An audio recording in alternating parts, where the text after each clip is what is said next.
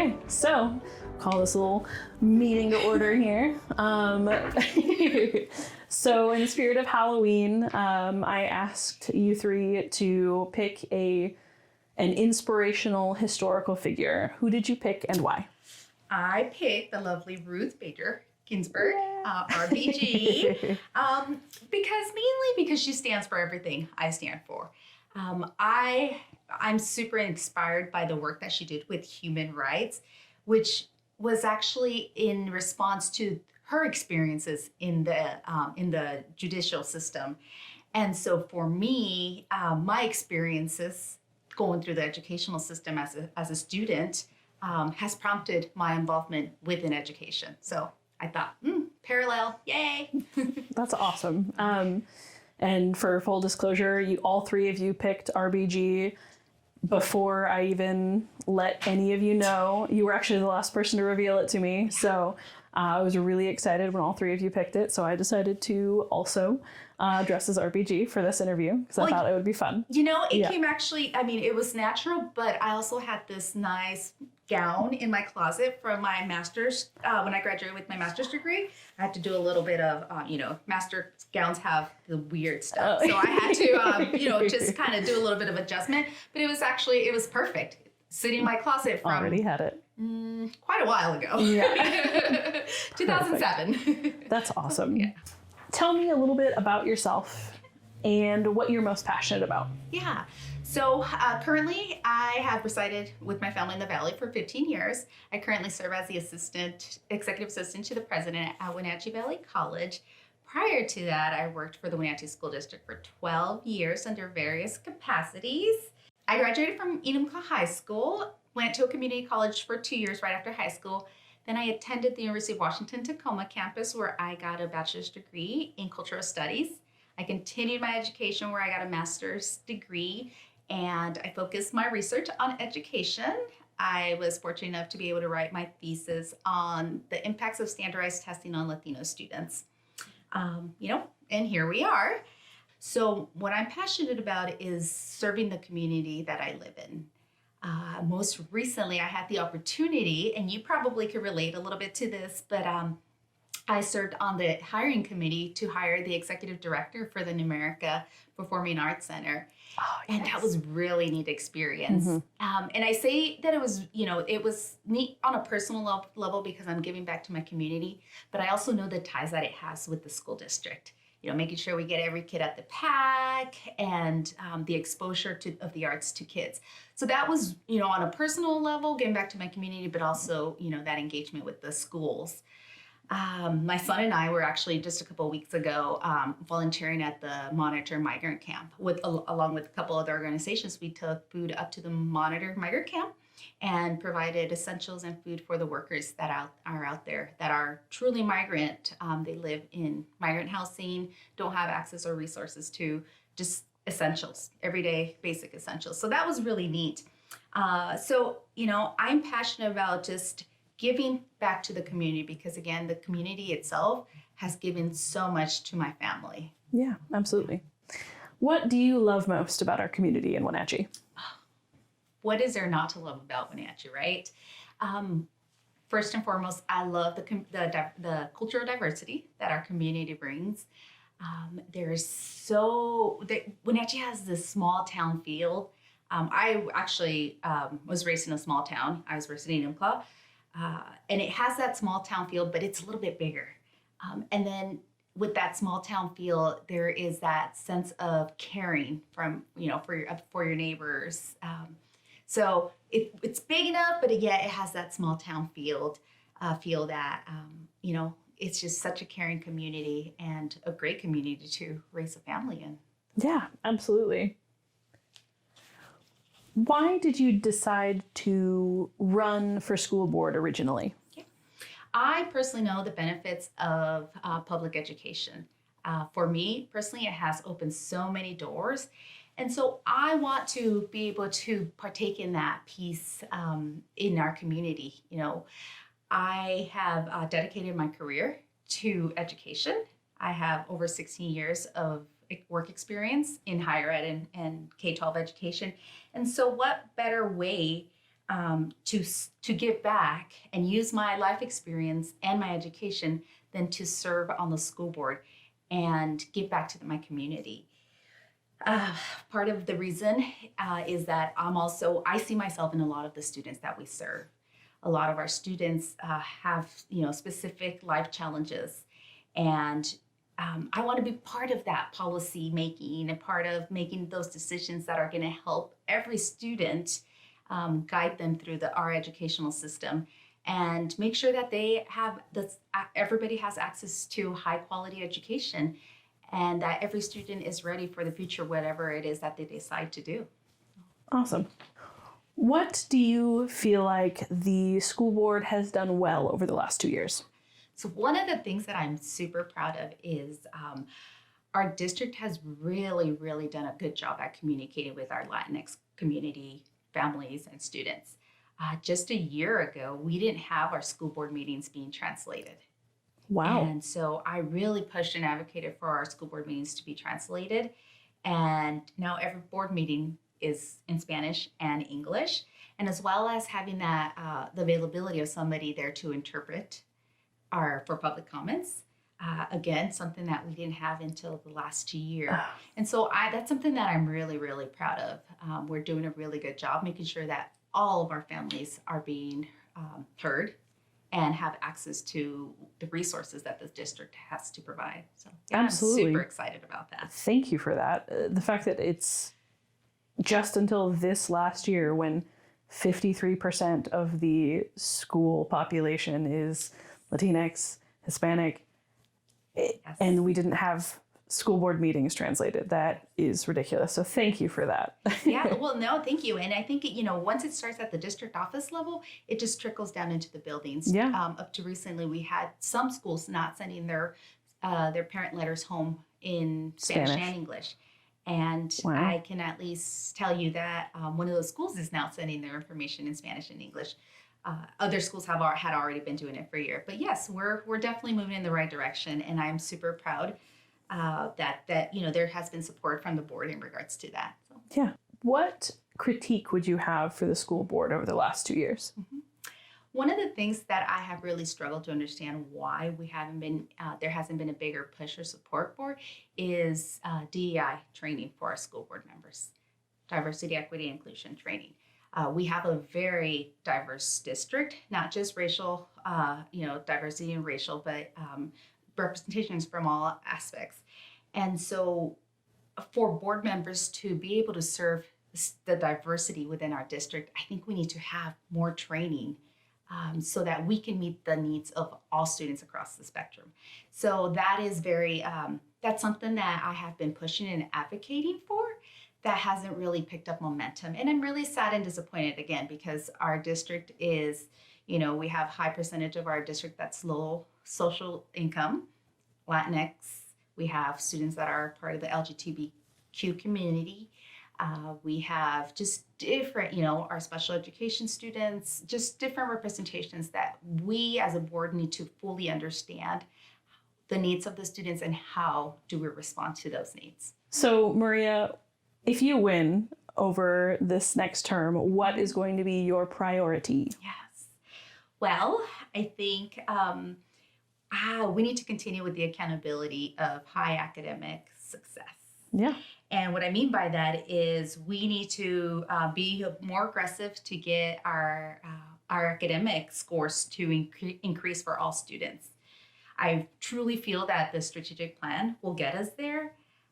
And as any educator would tell you, the change and the growth is going to be slow, but I believe that we have the supports in place to actually get us there. But again, it's going to come down to the accountability piece of it. What would you say sets you apart from your challenger? That's a good question. Again, as I mentioned before, I bring a lot of experience in education. I have dedicated my whole career to education. So I bring experience, not only K-12, but also higher education. I bring experience of serving on a board. I know what the capabilities of a board are, the role of a school board is. So that's really important. I also bring compassion, acknowledgement for the differences in our community, empathy. Regardless of our differences, I bring respect as well, which I think are, things that are important when you hold such positions. I also know and understand the community that I serve. Like I said, I've been in the Valley for 15 years. I understand the diversity that our community has to offer, the beauty of it. And so I feel like I can represent all aspects of our community. So that's really important for this role. And I also think that I bring the perspective that each student is unique and each student has different needs. And so understanding that one size doesn't fit all is really important in this role. And when I say that is, each student has different circumstances in their academic world or their life, in their home environment.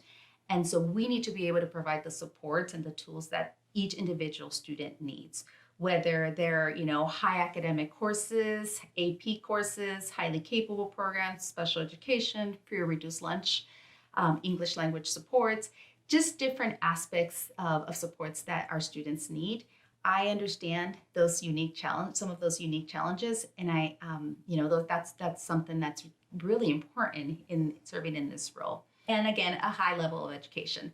Like I said, I bring a bachelor's degree and as well as a master's degree, and my master's degree was specifically focused on education, which has been very beneficial in this role. Yeah, especially regarding your thesis, Correct. Which is very specific to our community. Correct. And, not only our Latinx and Hispanic community, but I think it can also, for our special education students, for our low socioeconomic students. So it's, it might be in the title, but it's applicable to different demographics of our district. What is one thing you want the voters to know about you? Yeah, it's simple. I'm here to represent all students, and I don't have a hidden agenda.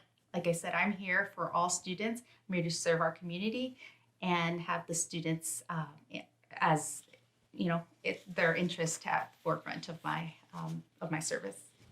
Is there a segment or demographic of children in our community that you feel are underrepresented in schools? Absolutely. As sad as it is to respond with that answer, yes. There's a lot of the segments, a lot of different demographics are underrepresented in our district. Like I've mentioned before, a lot of our Latinx, our low income students, our LGBTQ students.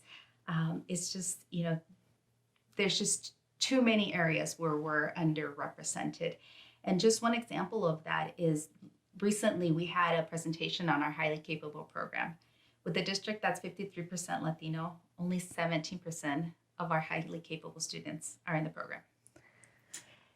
With a demographic that high, you would expect at least 50% of our students in highly capable programs are of Latinx.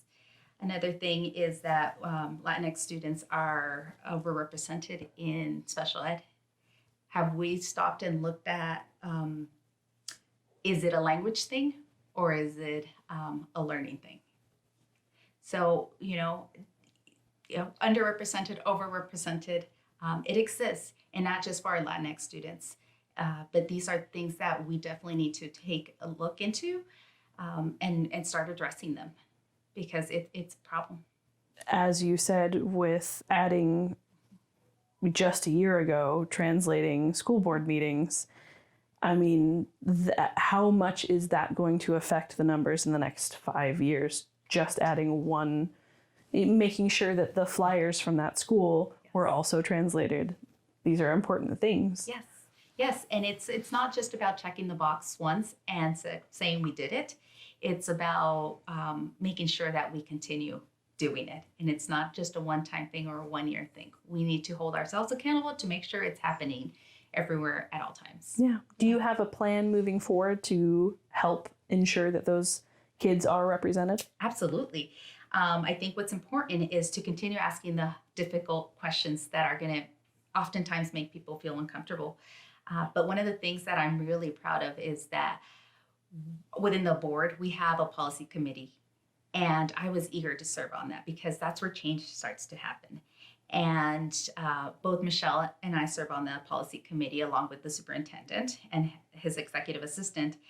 And just looking through all the policies one by one and really using, again, my personal experience, my knowledge and education, and seeing, okay, is everybody being represented? Are we really addressing the students that need that support the most? So that's been really, that's my plan moving forward. Hopefully I can continue serving on the policy committee because, again, that's where, that's the backbone of our school district policies. And we need to make sure that our policies are inclusive. Critical race theory has been in the news a lot, both locally and nationally. Many Republican partisan candidates are using it to scare parents and stakeholders into voting for them. What would you like to say to those people who are afraid that CRT is finding its way into our schools? It's actually pretty sad the way the approach has happened. But I can tell you, and I can guarantee that critical race theory is not in Wenatchee Public Schools. It's not in K-12 education in the state of Washington. There is no mandate and there's no law that requires any school in the state to have CRT in their schools. What's really important is that our community is well informed. Misinformation is huge in this. One of the things that our community and our parents are not aware is that parents, community would be the first ones to know before the board if a curriculum was entering our system. We have a process, we have a policy in place where a committee composed by parents, community members, review curriculum before it actually makes it to the board. So if that were ever the case, which is very unlikely, the community would know about this. And that's an opportunity to be like, oh, hold up, this is a concern. Again, it's just a safeguard. It's not in our district, and there's no intent to bring it to our district. Thank you. I appreciate you clarifying that. So, Maria, there were some people who are upset that you voted not to restart school when the pandemic was in full force and are unhappy with your push for masking. What do you have to say to those voters? Well, I am committed to following state and local public health experts. This is not a local decision. This is actually a decision or a mandate from the state level. And so through my time dealing with school board and, the time where we're dealing with COVID, I will continue to follow the recommended mandates by the state as well as the local health district and continue to follow science because that's where the expertise lies. In regards to, my vote for about a year ago, again, it came down to the health and safety of our staff, our students, and our community. We were in a different place than we are. We were in a different place last year than where we are now.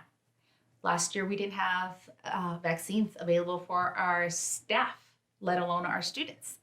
And so, my goal for this year, knowing what we know now, having those measures that we have to keep our students and our staff safe, having vaccinations, my goal is to keep our kids in school full-time for face-to-face instruction.